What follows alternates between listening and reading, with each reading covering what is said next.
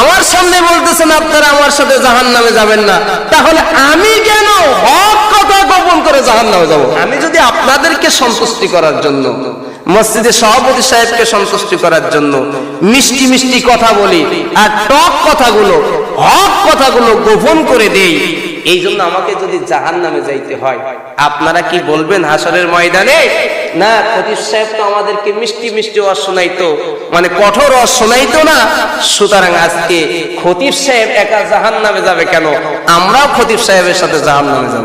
যাবেন আপনারা? যাবেন?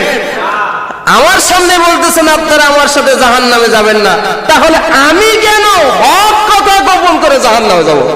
আর যদি এই চেয়ারে বসে আমানতের খেয়ানত করে, তাহলে রাসূল আমার বলেন, আমি নিজে চোখে দেখলাম ওই সমস্ত খতিবদের, ওই সমস্ত বক্তাদের সাধারণ কাশি দ্বারা না, আগুনের কাশি দ্বারা তাদের ঠোঁট কাটা হচ্ছে। এই জন্য যেই কথা বলতে হবে সেটা আমল করতে হবে। ভাই বিশ্বাস করেন, এগুলো যে সময় একা একা নিরিবিলি পড়ি আমার চোখ দিয়ে পানি চলে আসে। আল্লাহ, কত মানুষ আমার দিকে তাকায় থাকে, কত মানুষ আমার কথা শ্রবণ করে, তাদের আমি যদি হক কথাগুলো না বলি, যদি তাদেরকে সন্তুষ্ট করার জন্য, কমিটিকে সন্তুষ্ট করার জন্য কথা বলি, হক কথাগুলো গোপন করে দিই, তাহলে কিয়ামতের ময়দানে আল্লাহ আমাকে আগুনের কাশি দ্বারা ঠোঁট কর্তন করবেন, কেটে দেবেন। আল্লাহ হেফাজত করুক, আমিন বলেন।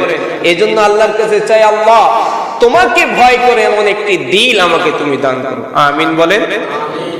আমার ভাইয়েরা, কেউ যদি কথা গোপন করে, আল্লাহ বলেন, বান্দারে তোমরা সত্যকে মিথ্যার সাথে সংমিশ্রণ করো না, এবং জেনে বুঝে তোমরা সত্যটাকে গোপন করো না। ওয়ালা তালবিসুল হাক্কা বিল বাতিলি ওয়া তাকতুমুল হক ওয়া তাকতুমুল হাক্কা ওয়া আনতুম তা'লামুন।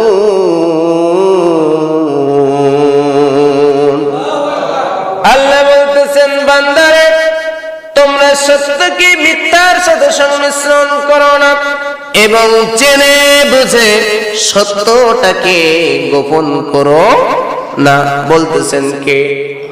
আর জোরে বলুন কে? আল্লাহ বলতেছেন, সত্যটাকে তোমরা গোপন করবা না, তোমরা সব সময় সত্যটা প্রকাশ করবা। আমার ভাইরা, তাহলে এই চেয়ারে বসে যেই কথাটা